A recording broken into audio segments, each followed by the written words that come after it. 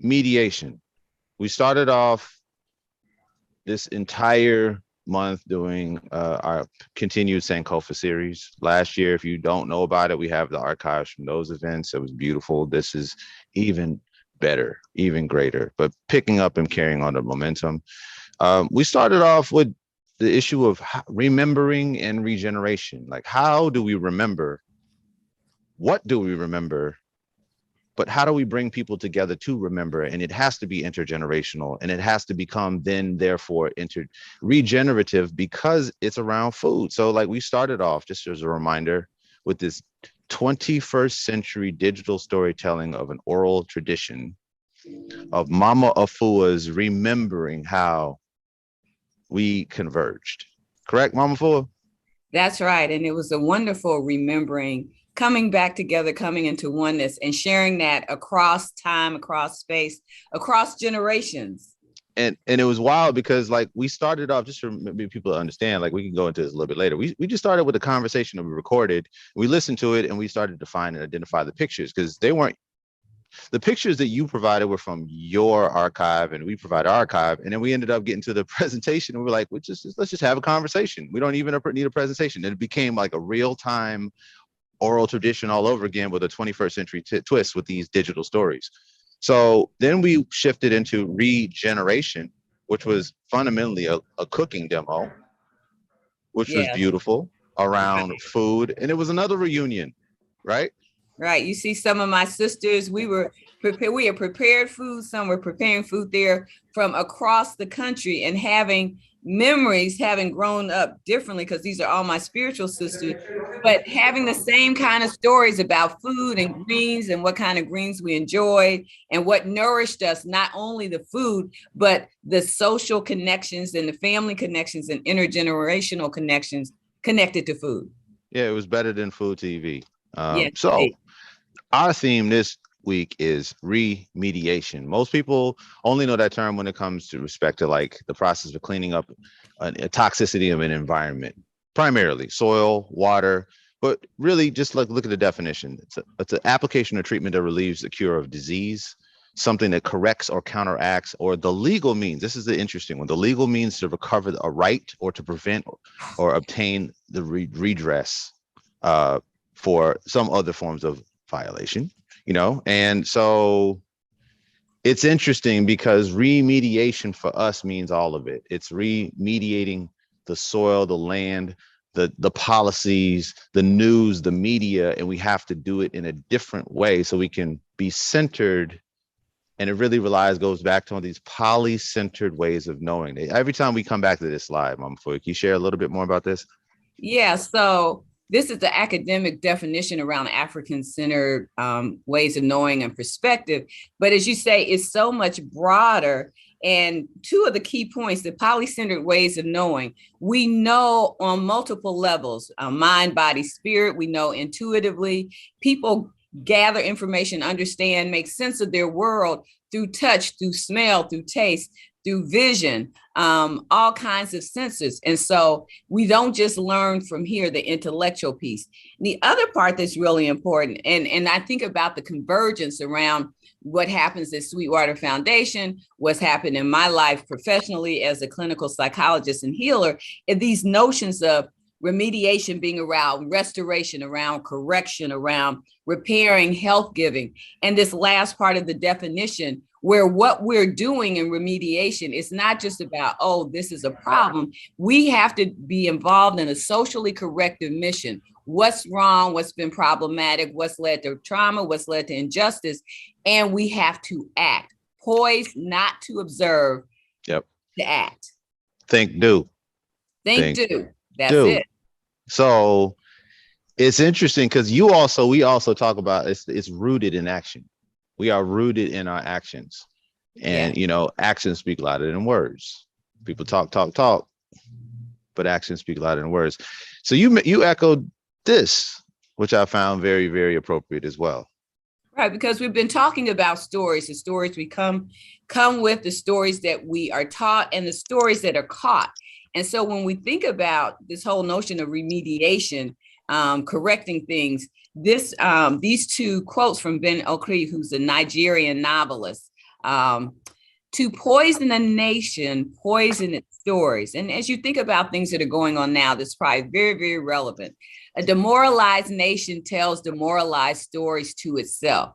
You can substitute nation for communities and think about the reality of that. Beware of the storytellers who are not fully conscious of the importance of their gifts and who are irresponsible in the application of their art. So, and then the other thing, some people say when we're born into stories. I say we're also born from stories. So what we see in terms of what's possible, what we think we can do and cannot do is born from the stories that we've been told, that have been imposed on us, that we've caught.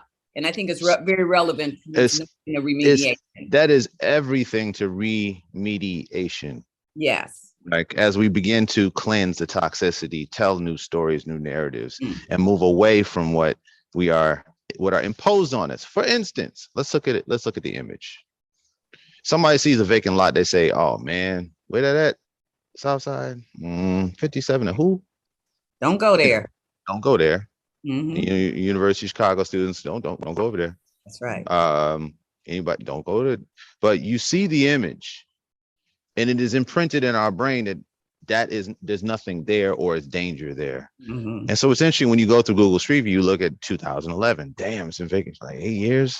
How much longer back? Oh, you go look at the map since 2000. Oh, whoa, hold on. But then boom, we said, nah, activate through mowing, activate through collaborating, build the platform, literally rehearsing our future. So when we start to look at these moments of activating, creating and setting the stage, building from wasted wood, reclaimed wood, remixing, real time, celebrations of life, some of the furniture we've done, some of the fractals, some of the drums, the music. And as it's happening real time in public, regaining public trust. Yes. And I'm sorry. Go ahead. No, what I was thinking about, and you got spirit all up in there with the Moko Jambi spirit stilt walkers. And the other thing is you're talking about framing and reframing. And in psychology, we talk about reframing, which is shifting your perspective and understanding and the possibility. So this whole notion of framing and reframing is so appropriate as we talk about remediation. Well, actually, I'm going to go back since you did that. There's a slide that got dropped here. That's what we skipped. So we are actively rehearsing our future. And this is a quote from Bunyan Bryant. If you don't know, you should look up so you become familiar and know. He's one of the faculty who was in environmental studies at the University of Michigan. He's like, we have to become students of our future. Futuring is based upon hope. Hope gives not only direction and meaning to our visions and actions, but confidence that we become. Hope reaffirms our existence and connects us to the future. It gives us nourishment, purpose, and energy for our actions. So when we have that vacant lot, now we just rewind. When you have that thing that we say, no, let's just activate and rehearse a future, setting the stage, literally reframing the conversation, reshaping our perspectives, polycentering our ways of knowing and being, and actually starting to understand, what does this mean from a biomorphic resonance? What does this mean from a biologically inspired design that allows for humans to do what they do, celebrate the rituals, celebrate the memories, design with the aesthetics and the beauty of the triangle, one of the strongest forms in nature. And we have all these multiplicity of programming that we say, boom, let's just design it. Let's call it the meeting house. It's a place to meet. But it also deconstructs what is the meeting house, is the origins of the town hall in the American history. So we restory that as our meeting house replenishes and restores and restories that site to become a picnic space, to become a celebration, a graduation safe space, to become a cooking demo space, to become a greenhouse for the public, to become a seedling market distribution space, to become a play space. Mhm. with the hula hoops and the yoga and the drums to become an eco-preneurial space. If you got the soaps, you got the candles, you got the wax, you got the honey, you got the sculptures. It's a new market space. Mhm. We got the lemonade stand. We Right. got the homeschool, rethinking education, public school. We've got all of these dynamics embodied in this programming to create new market opportunities, not just on dollar. That's the last thing this is about. This is about community so that you can never see that as an empty lot ever again, Never period. ever. And you know, So one of the go things ahead. about Go that ahead. just very quickly is not only can you never see that as an empty lot, but when you're driving down the street and you see empty lots, you're gonna Truth. see that, right? Truth. When you drive, this is me. So when I'm driving now and I see a pallet out there, I'm thinking, what can we? I need to pick that up because that can be built into a planter stand or a Right. fractal. So Right. it really is reframing and changing how you experience the world, the possibilities and the hope and the connections. And that That's is the really truth. powerful. So what's interesting is like I'm calling again from We the Publics, from bounded rationality to unbounded possibility in the thought barn. This is a multimedia installation. Whoops. So I'm gonna just show you real quick. If you want to understand what I mean, if you go to our website, sweetwaterfoundation.com, We the Publics is, but it's not just a website. We've got the virtual tour. Bam. And then we gamified our space just like Google Meet. So I can just pivot and rotate. Yeah, indeed. And then so once, just again, we have models of the community that were built from the waste stream of those pallets and crates. We've restored. We're like, well, look, there was hardly any vacancy in 1926. Look what happened in 1920, 1958, and then moving into 2012, just the hollowing out of the neighborhood.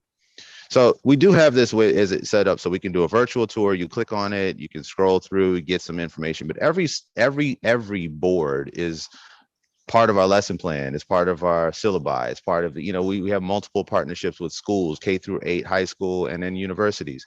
It's a multimedia experience. And we're able to stay connected anywhere in the world through this type of technology. So I'm gonna go back. So this allows us to have a really dynamic relationship with our values-based partners. So we have these translations underway where like taking an idea and sharing an image of just get to work, like whiteboard paint, throw it up on the wall, chalkboard paint, throw it up on the wall, dynamically change the any room. So we have our living room as a living room because it's a community school, it's a community house, it's a community school, it's a home school. With all the images and the beauty of the creations on the wall, the formulas on the wall. So Kim Shirobi in the Burwood House in Detroit, also a community house, has started the Community Lens, which is also a home school, translating the whiteboard paint, chalkboard paint, and then now they're happening in rhythm, in sync. We're inspired by each other's images each week, our stories each week. The garage, we have the garage right across the street. We're like, how many garages are sitting idle, vacant, empty, whatever, going to waste? Not just in Chicago, and across the entire Midwest or around the country. So we activate the space, turn it into a shop. That gets a carriage house that's been empty since 1900. I mean, off and on with occupation. But Sam and our values-based partners with Grace Lee Boggs and the network are activating that space. And then you have this again, side by side simultaneity that's echoing each other in rhythm, in stride, co-inspiring each other. So we're like, cool, let's translate a little bit more. We got a shipping container. Everybody's all up on the HGTV thing. We're like, don't do the tiny house thing. Not with that. Just do the greenhouse.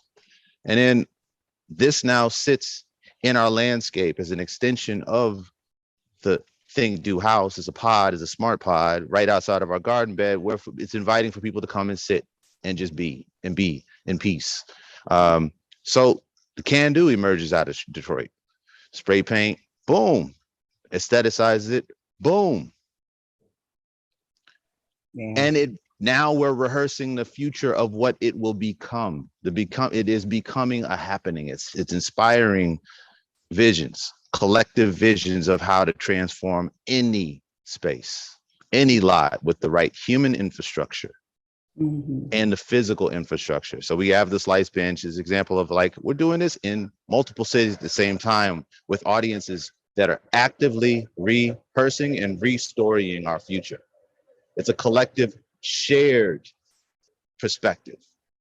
Yes. So now, just a quick technique. Well, you want to say something about the restoring, Mama Yeah, Ford? I was just going to say the point you're making about storing the future and preparing for the future is if we think about, and particularly in the African-centered framework, the past, present, and future coexist all at the same time. So it makes sense that this is what we're talking about, that with hope and with things that are being done here and being translated to other places, you've got the past, present, and the future happening simultaneously.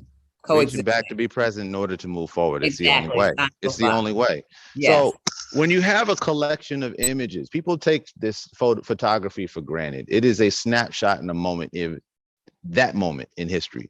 But there's also things that you observe when you go back and revisit it, you just haven't seen. Like, oh, damn, I didn't notice that. Oh, I see it again. Oh, why do I keep taking pictures this way? But when you know how to really cultivate your image and image making, there's a lot of apps where you can remove the background, Photoshop, remove the background, but then we've created a library of possibility. We're like, all right, how many different images and treatments can we do in order to tell different stories? So we can create catalog of possibility so that as people go around and say, I see this, I see this, I see that. What about this? So we have this exponential regenerative catalog of possibilities that keeps growing and growing with our R&D interns, regenerative neighborhood development interns, and our global urban ecology fellows. So that this is an interesting image. Remediation. Those are 2 empty lots that we've transformed with 2 installations. And each of these collages, and I'm not making this up, are real moments over the course of like 5 or 6 years, but collaged together that they actually happened at different times, at different locations. All those kids blowing bubbles were not blowing bubbles at the same time, but they look like they are because they can be. The gathering in each of those spaces in the garden beds, it is the possibility that we know can happen. It actually does happen. So we expect it will happen. This allows us to be able to see through time and space. And so when you translate it to other cities, like our other values-based partner in Baltimore and actually in Washington, D.C. area, here's an example. You have a building, affordable housing unit, owned. One of our partners wants to do everything for everybody, actually everybody on the block in the community, but he owns this building. He's like, we got to do something better. So Kenneth Fuller came to me and said, he's on the board. He's like, we got this opportunity, a vacant lot right next to it. What can we do? So we collaged a possibility. And he says, I see it. I know my starting point. I know who to talk to. I know who to find. I got some questions about this. We connected across Detroit, connected to people in Pittsburgh, connected people in the region, Charleston, South Carolina. We like converge. So we're having these solutionary strategies for rehearsing our future together. So just a flashback from last year, we had the Obsidian collection that talks about the importance of the image and especially the future of Black media, because it is unwritten and we need to author it. It needs to not be authored by others, period. So Angela Ford hosted a really beautiful conversation about how she got into archival work, because this image right here, what she talks about in better than I can, is she started archiving her generational lineage of her family and where she came into play to continue the storytelling. That's what got her into the archival images. So she started doing this really deep, rich archival work that was looking at different images of Black lives that were never seen. They're all around us, but they're never seen. So she has this amazing collection, tens of thousands of images. Yeah. that you can search through and find. She also has a really beautiful talk that's about reclaiming the Black narrative. That it is, you can Google her. She's also, you should reach out to her. Just celebrate Angela. And so I don't know, is Kahari on yet? Yes, I am. Boom. Oh, Brother. Yeah. Peace. How you feeling, man? Peace. I'm good. I'm good. I'm good. So Kahari's calling in from Detroit. You tell them a little about what you do. All right. So I have the content house, and the whole concept of Detroit is different. I began this podcast. Well, Detroit is Different began as a podcast back in 2014 when a lot of people were like, what is podcasting? And then still some people are in that same space. And what I've come to find, like most things I do, is as I open it up to others, it's more, it heightens my quality of life. It helps the resource. It helps everything. Yes, Switching the framework from this whole concept of a rugged individual that I believe is like built in the capitalist journey, and the whole concept of scarcity that is definitely what anchors capitalism, is just not our way. As a people, collectivizing, unity, working together, and making community resources is what I found the most fruitful. As I welcome in others, it blossoms more opportunity. So this is interesting because we met through one of our values-based partners, Kim Shirobi, who we mentioned earlier on this call, who said, y'all just need to meet. And we were like, all right, I don't know why, but Kim knows, and we trust Kim knowing. So we said, let's connect. And then once we connected, we're like, this is why we're supposed to meet. This brother's on the next level of storytelling as well. Can you tell them a little bit about like why you do what you do and what you do? Well, like I said, first, Detroit is Different kind of started as hip hop is my foundation. So like, I'm I was born in 82, so I'm like 80s pop culture fan. Like, I feel like life is like Mr. Miyagi or something. You pick up this from one thing, that from another thing, and then somehow it consolidates, and it's like, damn, I never knew, somehow sitting around writing raps or talking to rappers or learning how to make a flyer and paint and Photoshop would consolidate to where I'm at in storytelling now. So, so I was looking for an outlet in 2013 as I was writing my new album. I was like, how am I going to promote my new album? Like, things are different now. You can't just approach it like, talk to people in this city, go to an open mic, feature there, and then promote it. I need to have a better online presence. Why don't I do a blog?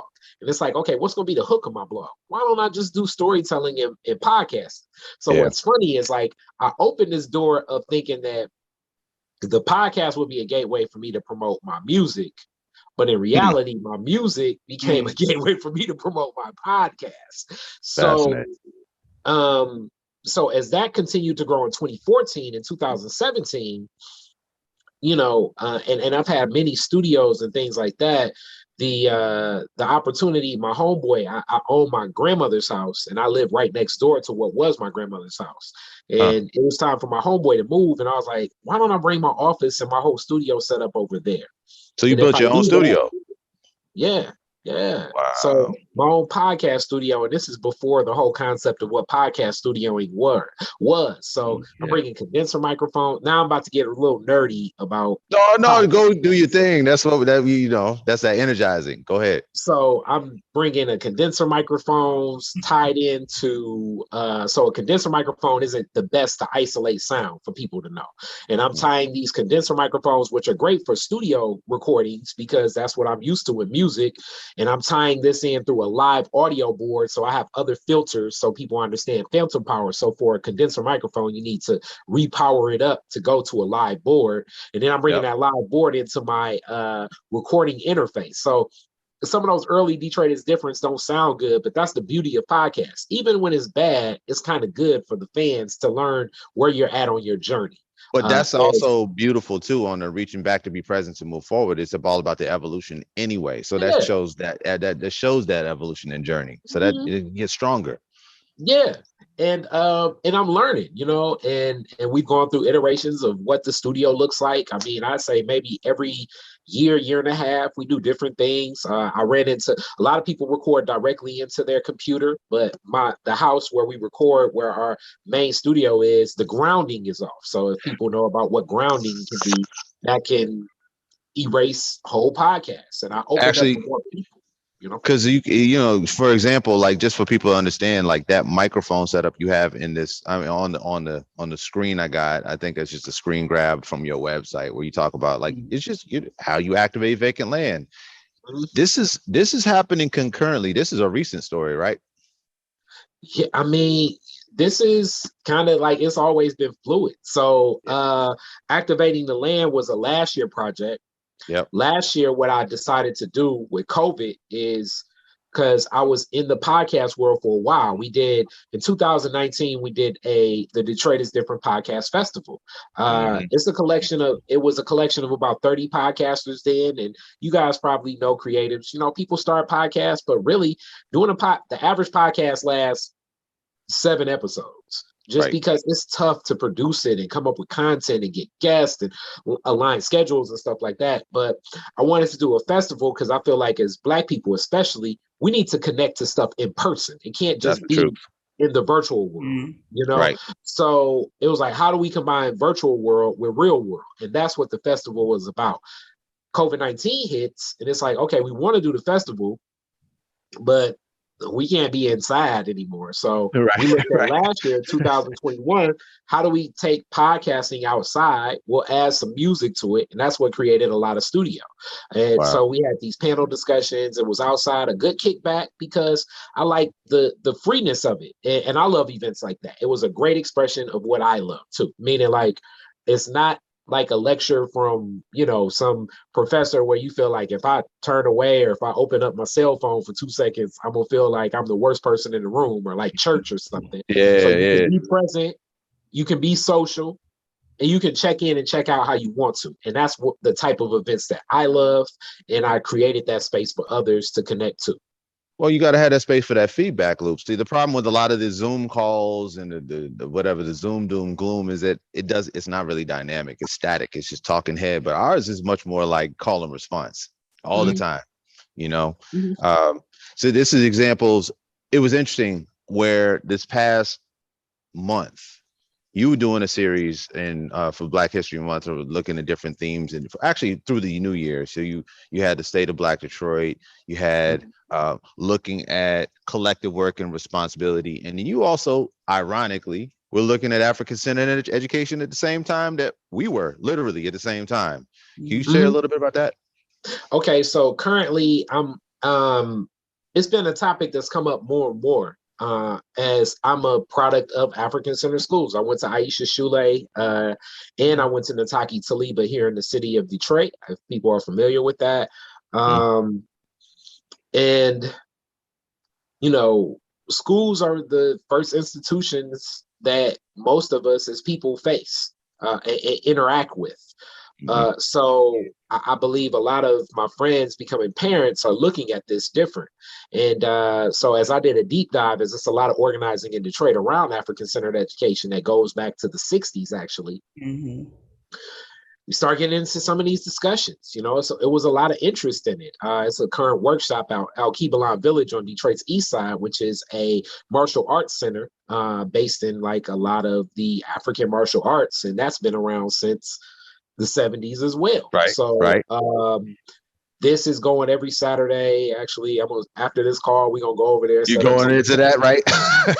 So is that something we could tune in from afar? Is that something? Yeah, I'll get you a link. They have like scholarships, but I'm sure I can get you guys a link and everything. Sure. But this is a concept that they were able to get some granting and funding to grow, as it's a movement of what ends up being more so the homeschool movement, where a lot of African-centered schooling is now.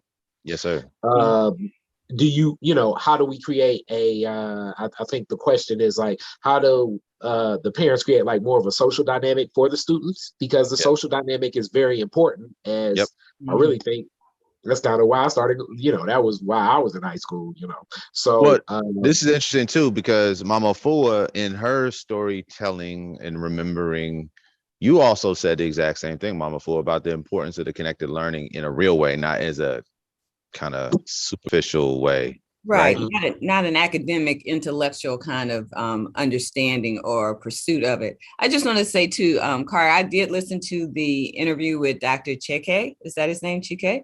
Um, Oh yeah, Bobby Confesse, yeah. yeah, Uh-huh. and one of the things, a number of things. So, and as you're talking today, one of the things that really stands out for me is your Mm-hmm. Thank you. passionate people, and Energizing. love. I think people don't like to associate love with a lot of things we're talking about here, but it's a deep love and a deep passion that comes through. And if I think about what we've been talking about in terms of remembering and regeneration and now remediation, then all of that comes together and it really ignites people so that they will not only think, but they think do. And with Yep. African-centered education, African-centered living, it is about doing things that are on purpose for the purpose of life enhancement, community development on multiple levels, individual and community, because those are both tied in together. So I really appreciate what you're doing. I appreciate you sharing this with us. And I hope people, as they hear this, will go listen to what you've done and also reflect on how they can apply this, how we all can apply this to our everyday, especially Absolutely. with the remediation piece. It's just wonderful work you're doing. Work and Thank, play. That's how I always talk about it. Work and play. It's both. thank, thank you. I love it. And that's where like it definitely is hard work sometimes for like family and some friends. They're like, damn, you stay working. I mean, even Well, you know, Kari, so, I just put up on the slide how much you stay working because I just put up the online magazine. You got how many different facets you got going on right now? I mean, a lot. I'm even as we're speaking, I'm posting. I interviewed an anti-war activist about everything that's happening in Ukraine and Russia. So like I'm posting that now, even as we're talking. But I had wow. to ignite Yeah, Riverwise. Riverwise didn't have a YouTube page, so I had to open right, that up. They didn't have right. a Facebook page. So that's the other thing. If anything, as we talk about this, when the Allied Media Conference was here, I wasn't as like I went a couple times, but I didn't really understand it. But that's the thing, like I still feel the activist world and sometimes this the virtual world, for lack of a better term, Mm-hmm. we're not merging all the way. So But for we Mm. some of bridging the that few gap, of us that can, right? um, it's like you're the everything person, and then you're asking questions that they're not thinking about. It's like, all right, when we make a YouTube page, you're going to need a cover design, and that cover design needs to say that, and it'll Yep, just start overwhelming some people sometimes. But yeah, merging that gap and being willing to like create collaterals, because the deep dives, because I'm usually not paying for ads or anything like that. So some of my views may only be, and that's for anybody watching. You may have videos that have 10, 15 views, but that 10 and 15 views can be very impactful and just stay hacking absolutely. away, Okay. because Yeah. you're going to end up with a video that for whatever reason, and it's going to be something that you don't expect. You're going to interview like, I don't know, the guy that tap dances down the street. And it's going to be Yep. like, damn. And then you're going to look up and it's going to have 30,000 views out of nowhere. And that's going to connect people to the rest of your work, as long as it keeps in that same ethic and it So walks with that you moral touched on character. something that's also like you also grew up in a certain reality and context, so you can translate to everybody. You know what I'm saying? Like, and a lot of times it comes too top down, not rooted in action and not rooted in real life, and it comes from an external perspective. So our jobs are kind of mediate translators, and you do it extremely well. The next brother that I got coming up, actually, this is a virtual introduction because y'all never met, is Darren Alexander Cole out of, well, he's kind of global as well, but he's out of the Boston area. Where you coming from, Darren? Yeah, I am. I just moved just outside of Boston, but yeah, I'm super excited to be on the East Coast. Media made me want to be here since I was a kid, but I was born in Kansas City, Missouri, and then grew up in Milwaukee, Wisconsin. But we met in Milwaukee. So have you ever come on each other's radars before? No. No. I was, No. sweet to hear everything you're doing. You're in Detroit, it looks like. Yes, sir. Here Oh yeah, we've been making more trips to Detroit lately, just because Kate and I are big fans of the Bogs, so we're always trying to just like stop by and, you know, make those little connections. Oh, big yeah, like a lot of this comes from that box theory and thinking and community. So yeah, definitely. Next time you connect, I'm sure Oh yeah, Manuel we're connected. yeah. Definitely. Yeah, I can try to stop by this summer when I'm driving through, because my family lives in the Midwest, and then I usually drive back and forth across. So we always, you know, we try to pop in through Detroit at least for a night or two. So yeah, we could definitely link up. Oh, yeah, So, I love it. yeah, definitely. Real-time connections. And Kari, we're gonna switch over to Darren, but is there anything you want to promote or tell folks to watch? Because I think now you on everybody's radar. Thank you. I would say check for Detroit is Different. If you know, some cool interviews up there. If you're interested in a different perspective that I guess what I'm gonna say, broadcast media is not Toxic. sharing about this whole conflict in the Ukraine, I say go to the just now launched Riverwise Magazine YouTube page. Oh, yeah. Beautiful. So We appreciate you, man. I'll put that in the chat. Yeah, drop that in the chat, and we'll echo and we'll broadcast that. Thanks again for your time. I know you hustling, doing all types of things. Yes, sir. Oh, thank you. To Thank be you. continued. Thank you. And then Darren. Yeah, how you doing? What? Good afternoon. Man, look, Afternoon. we here. We exist, therefore we are. We celebrate all of those moments. How many years we go back? I think 12, maybe more, 13. Yeah. Basically, Yeah. whenever you were doing the Sweetwater in Milwaukee. Yeah, so we connected because I was like, how do we find somebody who, very much appreciations, Kari. How do we document and share these stories? And we had a lot of folks that, again, had the technology in the media, but they were not rooted in our culture. So it didn't work that well. I'm gonna let people translate however they need to translate that. So I was like, I need to find somebody, one of us, and is doing this thing, is doing this work. And then I kept seeing these really, really crispy, dope videos, but they were rap videos, music videos. We don't need to mention who, but they were big time celebrities. I was like, who is doing these videos and why are they coming out of Milwaukee? And it was Darren. And then ever since I've known Darren, I'm gonna just do a quick little recap of how we've done some stuff. It, like, you people on his Vimeo page, you got 1,000+ videos just living. It's just like artistic expression left and right in all forms. We took a garage out in Boston when I was out there with the family. You remember this? He was like, took a little lo-fi radio, found a little moment on the, on the dial, real time, literally. He starts dropping real time making music on the radio that broadcasts for 2 miles in the area and in a garage. Then we did this installation. You become the digital storyteller for the city of Boston. I think at the time over here, you were at Mass Arts, or where were you? Yeah, I think I was still in school, or maybe just graduated. What year were you at 2017, 27. Oh, so, yeah, 2017. Yeah, so this is the year after I graduated from the master's program at Mass Arts. So I'm I'm in the free water. Yeah, so he's like floating in the free waters, doing his own stream. He's like, swimming everywhere. And we had a installation of We the Publics in the plaza in a shipping container in front of the mayor's office. And he had a DJ set up, live stream with the camera, with the filming, with the video, any form of video, any form of digital media. And then you come to Juneteenth, documenting, sharing in the Think Through House on a one wheel. This cat introduced the one wheel way before anybody knew what the hell a one wheel was. And I'm like, what is he talking about, one wheel? And I'm like, I got to get a one wheel. So now we get one wheel is a part of our lexicon. For anybody who doesn't know what a one wheel is, it's like literally like a skateboard on a big fat ass wheel that it just is electronic and goes to like 20-30 miles an hour. So yeah, and then we'll be up in the market every Friday on a one wheel running back and forth because of Darren. Thank you, appreciate that. No. And can I just add, Manuel, because you didn't say this when we looked at this image before, you talked about Darren eating that chicken. I was going. So real, you on the one wheel and you eating chicken outside Like, We the Publics. Hey, during Juneteenth celebration of freedom. Yes, have to nourish it, as you said earlier. That's right. Nourishment.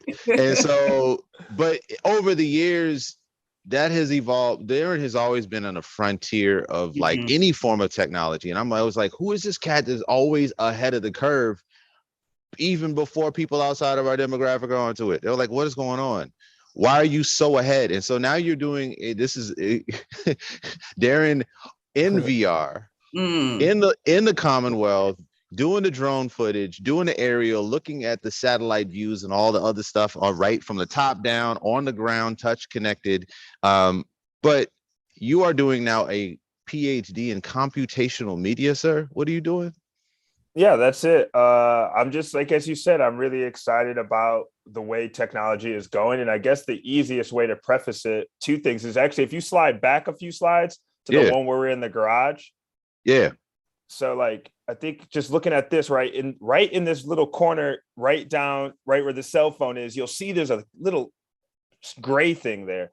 That's actually a 360 That's a degree 360 camera. That was and when you that's in introduced that. 2017. This is in 2017, right? So like this is something, we're talking about metaverse, we're talking about all these things you're seeing coming Mhm. online, and we were playing with these little basic versions of this technology back in 2017. And I think it's kind of when I No, reflected, you no, were no, playing with that. we're all I mean, because I was around, but but you were playing with it, but it's man. accepting. It's all about the acceptance of technology, Mhm. right? Because a lot of times new technology comes out and everyone's like, I don't want anything to do with that. You can't shoot my video with that thing. I don't know what it does, what the output is going to be, but you trusted me And to take it.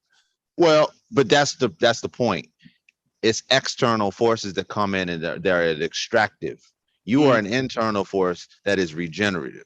Very different dispositions, very different conversations, very different like positions on humanity. Because we were like, this is a creative cat. He just is doing good work. He's super on the next level, and we have trust. Like all Mhm. the other folks that come in, their optics are like, yeah, woo, and then they come in and they take everything and they justify why you shouldn't exist. So we have trust. Yeah. And I think that's like, yeah, one of the biggest things that, and I think trust too also comes with like thinking about history. So I'm really big on documentation. As you know, Emmanuel's huge, Sweetwater's huge on documentation. They have photos of Right. everything.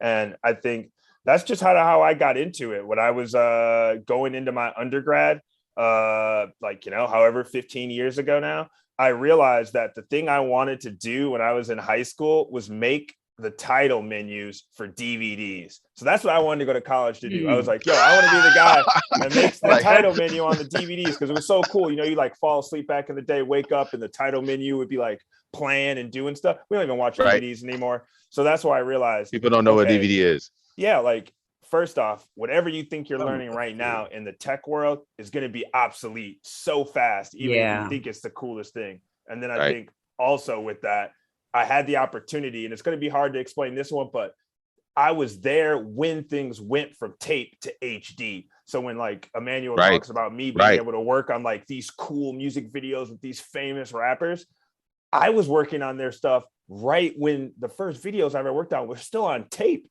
And then Yeah, it I remember. You had switched. to digitize And it. there were so many people that didn't switch. And this is between me being like a senior or a junior in high school to then being a freshman in college. Everything just switched. So like I feel like I was just lucky because of that. So then I kind of realized, you know what? The reason why I'm successful might be because I'm a good artist, but there's a lot of artists that make work just as good as me. But then I realized it's because I took a chance multiple times on Mhm. technology and the advancement of it. And I have like other stories like this, the same thing with DJing, the DJ Well, setup that you see me using right here. yeah. I used to start on turntables, but I was actually one of the first people that I even know of to actually subscribe to DJing digitally. I remember when that change happened and how much of Mhm. like a fissure that was in the industry. So a lot of Well, times I think but it's you're about both me. and this goes back to bringing into the conversation with the African-centered, poly-centered ways of knowing Mama Ford. And I think I'm similar. That's why we bonded in trust. Like we do both and. So I DJ, I got vinyl. But I came from that. So I understand it and I appreciate the depth of the archives of living in the crates. What that really meant back in the day, actually, that's funny that you're DJing on the crates of the fractals. So that's a whole other thing for people to understand that. But Mama Fool, you talk about, actually, I'm going to stop sharing because we're about to start to transition into more of a conversation anyway. Poly-centered ways of knowing and the evolution the both and of technology, because there is like, Yeah. it's tricky. It is designed also to be extractive and not really celebratory, but like we have these things and these access right at our fingertips at all times. So somebody like Darren, who knows and respects the vinyl culture and the history and the music and the jazz and everything else, that moves and embraces the digital. So tell me about a little bit the both and of technologies. So I think a lot of times we hear a lot about the, let's say the less desired, not desired. I'm not going to say the bad, because Proverbs says nothing is good or bad in and of itself. It serves its purpose. So Right. those things, we hear, like, especially with social media, how, it actually negatively impacts people's mental health. There's studies that show that increases depression, anxiety, especially as people start comparing themselves to other people. And Right. sometimes the purpose of media is for you to compare yourself to someone else so that you feel less than, you feel inferior. Sometimes that is its exact purpose. One of the richness of Sweetwater Foundation and what I hear you talking about, Darren, and what we heard Kari talking about, many people in our community, is that there's that other part, and like, it's such a tremendous opportunity for us to grow our communities, to grow individuals, to grow our neighborhoods. As one, and this is just a little confessional, I'm one of those, like, technology. So many of you who know me know that I have issues with technology all the time.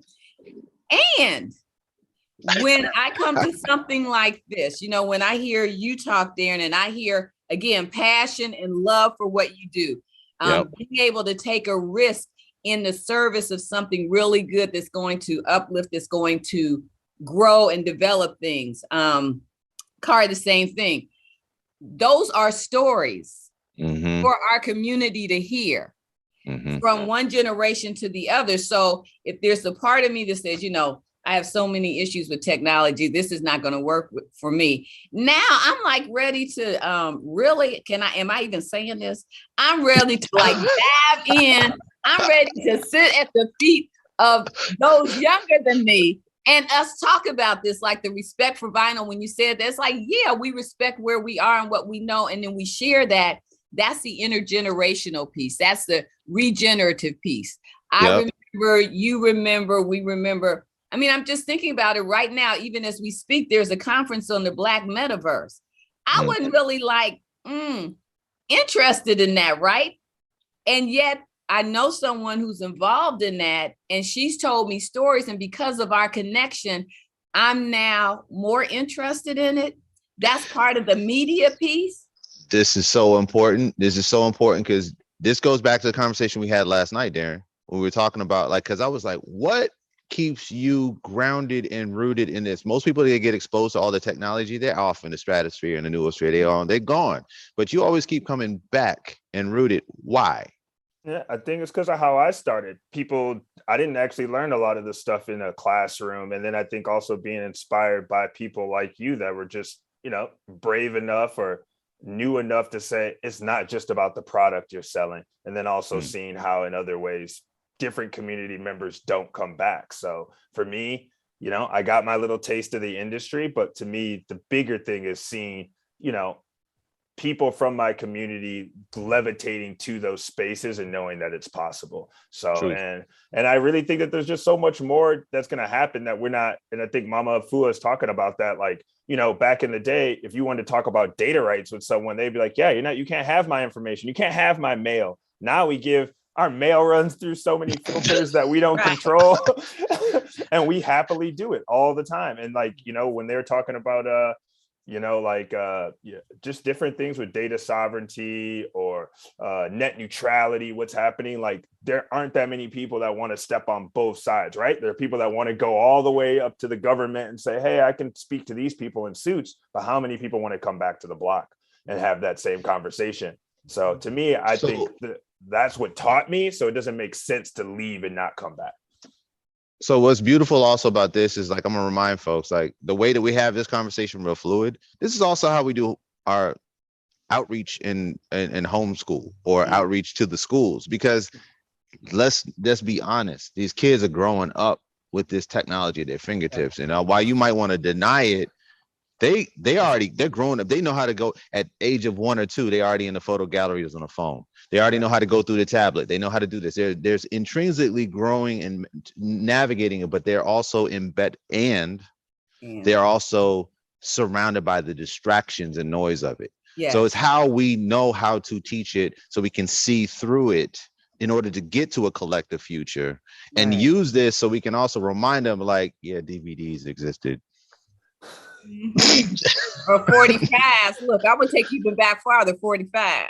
Look, yeah, true indeed. I mean, we went and found some 8-tracks of Miles Davis. I was like, I got to find an 8-track player. And I think also when you are talking about history, which was gave me chills earlier, you mentioned Pharaoh Sanders, or you mentioned, Sun Ra, and these people were talking about it. Who's it? I think Coltrane or whoever. Also, he already talked about a VR headset in his work. And then you think I looked at Pharaoh Sanders just now. He has an album called Floating Points. What do you think you're doing when you're coding? All these different things. Exactly. This is already ingrained in our DNA. But now the tools are there, but there's gatekeepers at all these different places. I might say, you don't know trig, you don't know calc, you didn't take that class, but then you find out, wait a minute, the computer is doing that math. For you. Yeah. So why is that becoming a barrier? So I just want to be on both sides of it and have those conversations. I think these are tools, like you said, that can be used for good, but you can also just go and make a buck. And I'm not really about the making a buck. I want to grow these communities and neighborhoods. We love that. And can I say this? You said something. You said the phrase was levitating into these spaces. And that imagery, I mean, when we're talking about stories too, that imagery, like how powerful is that when we talk to, say, our young folks, and some of us older folks too, levitating into a space and a time and a place that is for us. So it's so critical for us to stay rooted and bring people back. I love that you talk about getting this knowledge, getting this information, doing these things, and coming back to the block. And that's really critical. Our story making, our storytelling, our storifying has to include that if we're talking about growing our neighborhoods, developing our communities, developing ourselves. I really appreciate what you're doing. I appreciate every trajectory of this conversation. And I think this is the moment to open it wider. We open the circles to wider conversations, just to hear other feedback. Like, for instance, Kali.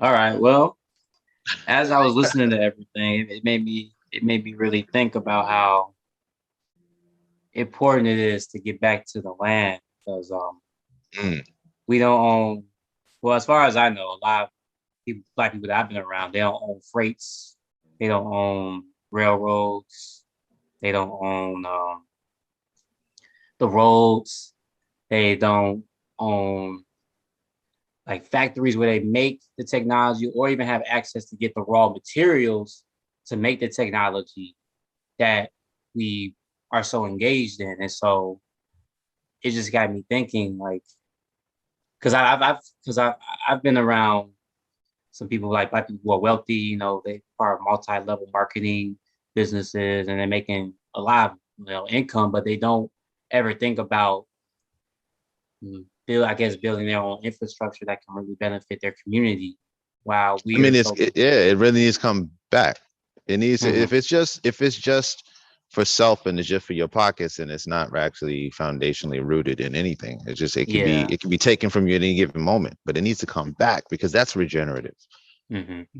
Yeah. And so just being present here, it really got me thinking about how can we can, and then I was looking into the war and the war thing that's going on in Ukraine and Russia. And I was watching this video, it was talking about how the people of Russia, they want to maintain the Soviet Union. They don't really care about the things that most people in the West care about, like all materialistic stuff. And so it's a higher purpose, it's a greater purpose, and we need to really find our greater purpose. And it's interesting because like what Kari was mentioning about like how do you even get the right avenues and channels to find information on what's happening right now? Because Exactly. I'm seeing other channels of people in Russia that were like, oh They my are God. protesting. Yes. They are horrified. So Horrified. it's how do you find the right avenues and channels of the right information? Mhm.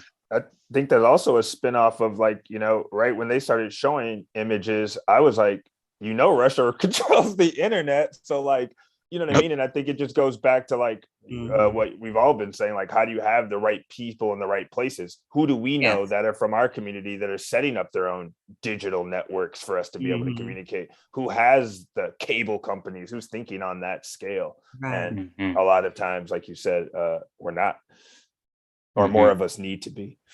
Right. I'm again open this up even wider, Mama Food. Do you have any of your network that you see that you can call on? I'm gonna keep calling on people too. I saw my sister here. She might have something to say, or I can call her. She might get really upset with me. Sister Ann, what you got to say? Can you share with us? Because Ann has been about working in the community and doing lots of work to increase our health and our wellness and well-being. And she's very generous with that. So I know you love me, Ann. You're not going to be mad at me. No. It's just, I just can't even find the words. This is such a grounding and hopeful community. And the ideas and the ideals are just at the right time with the right people, bringing all of this talent, this goodness, I am just so hopeful, and thinking of the possibilities and how generous people are with what they know and how to share it with others. It's just really, really beautiful. And I've been around for a good little while, and it's just refreshing. When I first moved to Chicago, we were moving toward African liberation, and there was a big African liberation event once a year. And this just touches my heart, the way things used to be. And now I'm looking at the possibilities of what things can become. And I'm just excited. I'm glad I was able to share these Fridays, and it's just been fabulous. And congratulations, and the soon to be Dr. Darren with a specialty that I am still trying to process, but I know it's gonna be good for us. Right. And I'm gonna put his name in my notes. That's beautiful. Look, on my old phone. That's beautiful. We appreciate you. I mean, it's so Thank you. it is so energizing and so again grounding, humbling to hear you share. Also, I mean, to have you in the network for the calls, the other call, and then your sharing of greens and the memories of greens and part of the stories and digital stories and the recipe twists and being here right now. For me personally, is the energizing that gets me excited to the next like. So I get energized when I'm looking at the youth, the babies. I also get really super energized when we reach across that. You said, I think we talked about a harmonic arc of past, present, and future. That's when we get that right resonance to know that we're getting our reaffirmations that we are on the right way. I say.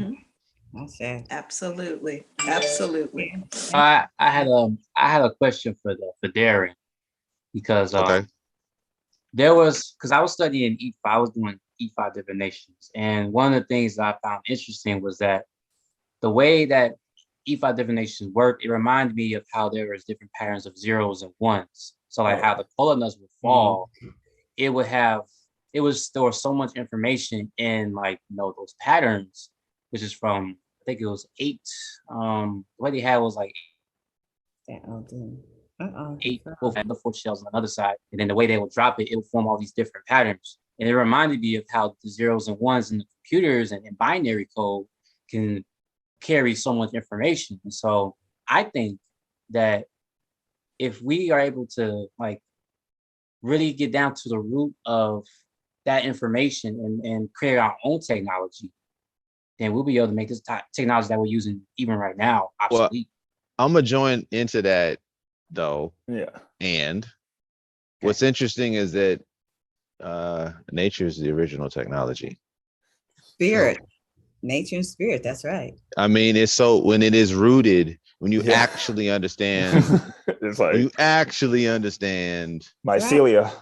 yes, Yeah. and how interconnected and how dynamic the information sharing is in nature first. Mm-hmm. And we will not get blindsided by biotech, by all these other things that we think that will control nature when you're actually inspired by it.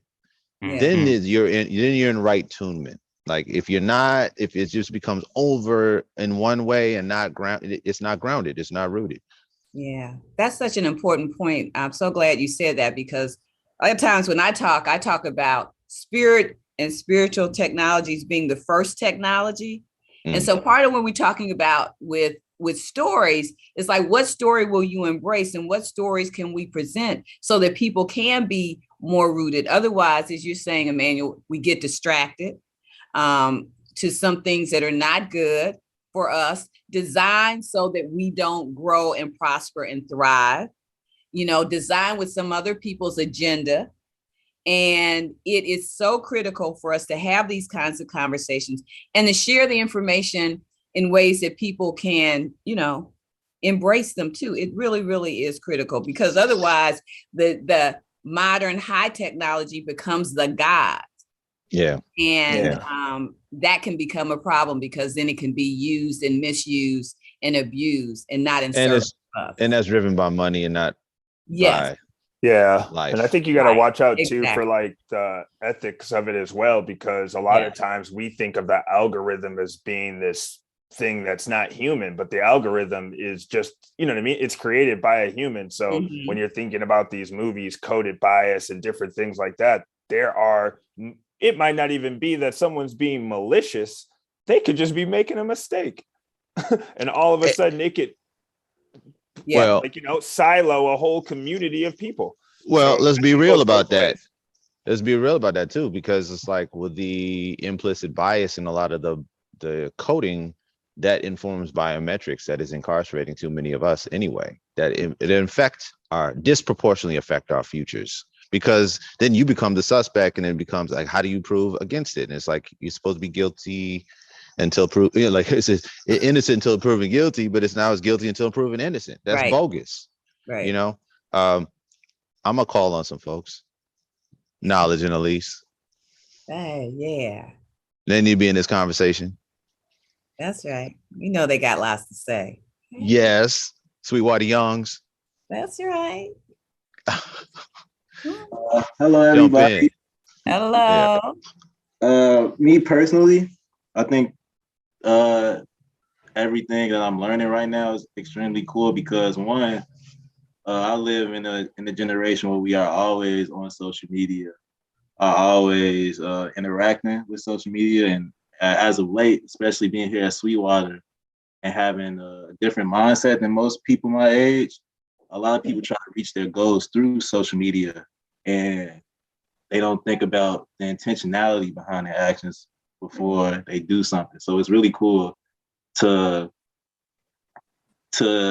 be a part of something that I'm always interacting with outside of Sweetwater, but to be a part of a community where I can see people that look like me promoting the same information that I view every day. I also just think it's cool because I think it's something that has to be taught as we continue to get to the younger generations, but just a sense of the power that you have when you can control media. It's crazy, because I just finished chapter 2 in the Black psychology book, and it was talking about controlling behavior.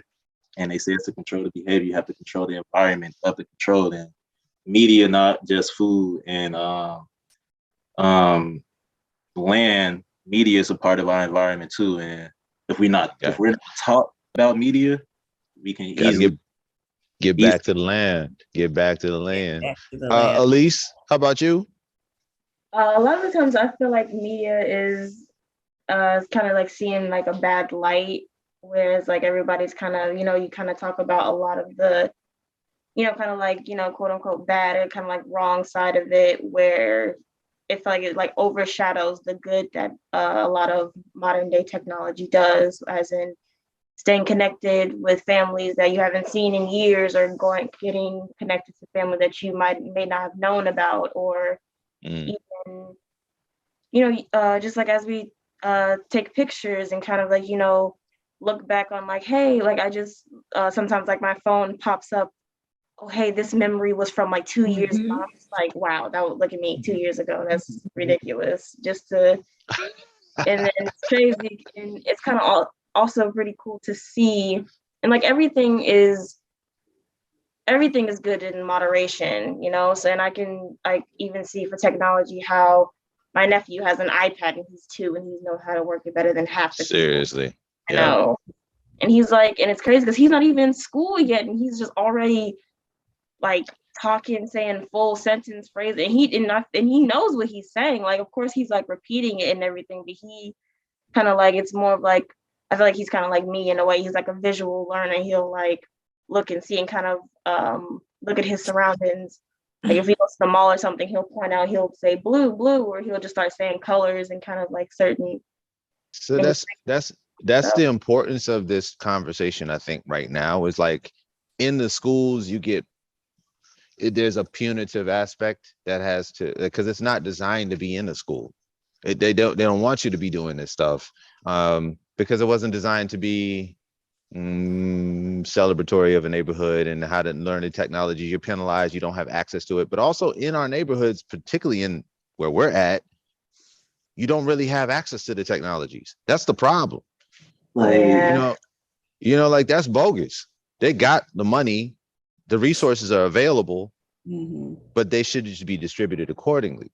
So what's nice is that when we change and restory, change the narrative and restory, Lucera, you're in this because we could talk about how like COVID does not allow us to be in the school and yet, or homeschool and yet. How do we pivot? How are we successfully able to pivot? Yeah, so because we haven't been able to be in school because of COVID, we have been teaching remotely. I did that for a while in my previous job and now have been doing that here at Sweetwater. And sometimes students are on their own device. Sometimes it's the teacher projecting one, like my screen, onto the board for all the students to see. And it's been tricky, really tricky to navigate. It's been really amazing to still be able to connect with the students and have them be excited, but it's tricky when multiple students don't have headphones in and they're trying to speak, and or they can't really hear because there's no speaker connected to like the bigger screen. And it really just does make me think about access, and like we have the resources or the money exists, but it's not going to the right places all the time. So what I appreciate also about the both and is that it's allowed us to stay somewhat connected. Yeah. It's allowed us to instill like, hey, we're in the neighborhood, we're right here. They know we're a resource, but the most energizing is when they show up. Definitely.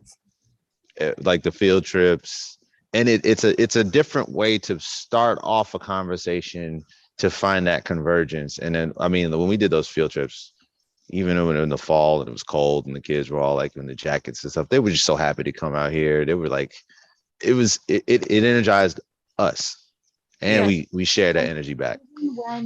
Even when we're in the classroom though, like the lesson plans that we've been designing around soil, around water, energy, like there's always some kind of hands-on activity tied to it. So we don't solely rely on the technology. Like we do material drop-offs at the school, so the students still get a chance to plant seeds and see them grow in real time. And yeah, so I think it is about that balance of Totally. Technology, media, and staying connected, staying grounded to like what you can do with your hands and your senses. Right. Well, I just add to that, one of the things I think is really phenomenal about what Sweetwater does, especially with the young folks, is asking questions that people may not generally ask them. So, for example, one of the field trips, one of the activities was envisioning your future neighborhood. What do you want your neighborhood to look like? How many? I'm gonna pull up those pictures right now. I'm gonna how share my many screen. children are being asked that? Like, most of them not even, they might be asked, what do you want to be when you grow up? But how do you want to be in community? That's a really powerful question. And again, shifts the idea and the notion of what are the stories in your mind and what's the vision you have and what do you see? And they got so into that and they loved sharing it. Not only did they think about it, but they drew, they wrote about it, they talked about it in community with each other, sharing with the adults. And so again, as you like to say, Emmanuel, when you see the vacant lot and then you see what could be the possibilities, you never see the vacant lot the same again. Similarly, these children may not think about, oh, I want my neighborhood to look like this, but because that question has been raised and they have worked with each other themselves and then their teachers and then each other around that information, that idea is imprinted somewhere in their brain, ready to be retrieved at the right time. And that is the power of the story and what I think one of the many things that happens, or the idea that they can plant something, that they can actually grow something and not just be a consumer. I mean, all of these activities really shift what many of them have been told in, institutions, maybe, in different places, right? You can't. And Sweetwater is saying you can look at the future. There is a future because many children don't even believe that, right? And Sweetwater says there's a future. How do you want it to be? And how do you want to be in it? That's really powerful. We're going to open up if there's any other contributions, any other questions. I think, Mama Fool, you have another form of media, which you were inspired. It's a poem. Yeah, I'm always inspired. A piece of it. We always inspired by you. Go ahead. So, you all heard from 2 weeks ago when I first came to Sweetwater, and one morning, this is some of that technology, that spirit technology. I woke up and had to write something, and so what I wrote was this poem called Ode to Sweetwater Foundation, SWF. And I'm just going to read a little bit because it's rather long. Okay.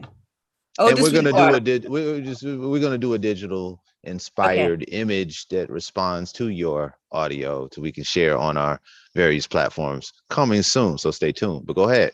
All right. Thank you. Ode to Sweetwater Foundation, SWF. Subversive without fear.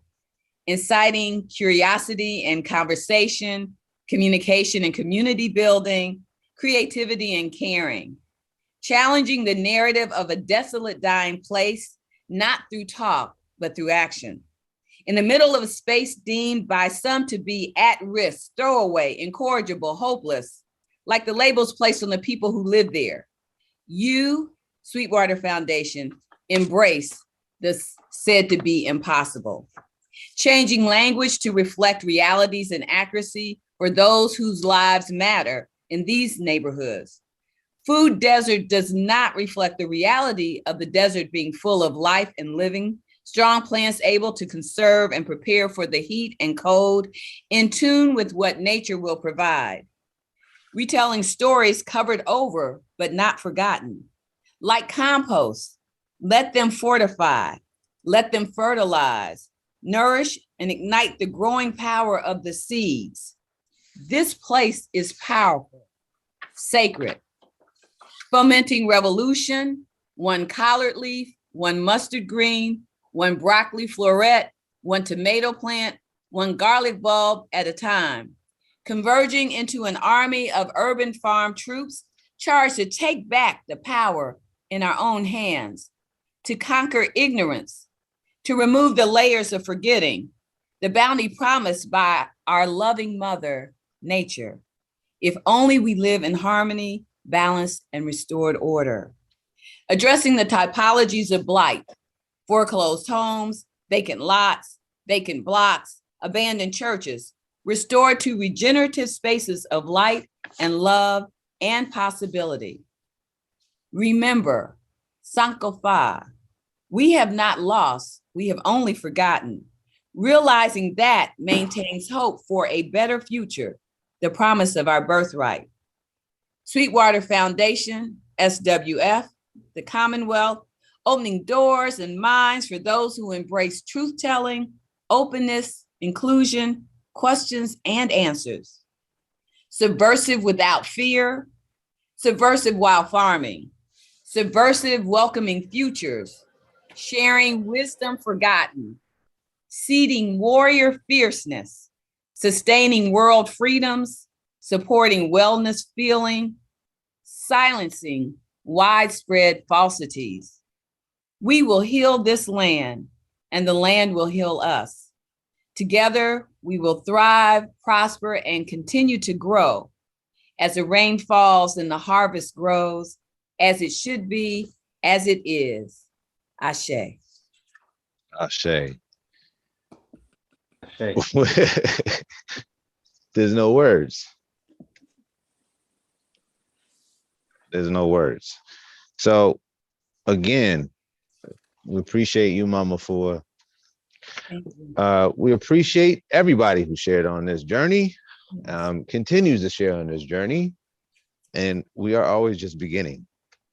So any other closing comments? Got any other events coming up? Sweetwater Foundation? Any events? Well, yeah, actually. So we are learning from this month, remembering, regeneration, and remediation. We're learning the techniques, the strategies. A big shout, big appreciation to Lumpen TV, Lumpen Radio, Public Media Institute, all the folks who actually helped us with all these transmissions. And we're learning from the strategies of them to do workshops in the near future. Nice. And in the upcoming future, we're going to have a remembering session with folks from the neighborhood that are still here, that also remember what the neighborhood used to be, and then are in touch with people who moved away that want to come back and share their stories. So in the upcoming months, we're going to do some things at the Reconstruction House. We're going to do some archival work. We're going to do March, April. We're going to do something at the Civic Arts Church. So stay tuned. We'll put it on our news and events on our website. As we do our remembering, if anybody got images of the neighborhood, and actually I'm gonna say this, like Agnes Armour, I got a call from her. She came to one of our Juneteenth celebrations a few years back, and I got a voice message that says, Mr. Pratt, I just want to let you know that I'm still here. I'm 95 years young, April 1st. So we're going to do a celebration of Mama Agnes Armour. We're going to remember with her. So with these remembering sessions are energizing us to think about as we go into the spring. So we're going to go towards regeneration in Juneteenth. And then in the fall, as we move towards the fall, we're going to go into remediation with the activation across the various city blocks. And, like everybody talk about blockchain. We were real blockchain. Yeah. We got a home form of currency and at the Commonwealth. But yeah, so with that, please stay tuned to the news and events on our website. Please just check out the stories, the Humans of Sweetwater, the whole network, and to be continued. Cool. Thank you. Love Thank it. you. Thank you everybody for showing up. All right. Fantastic. Wonderful. Appreciate y'all. Yo, thank you. Yes, sir.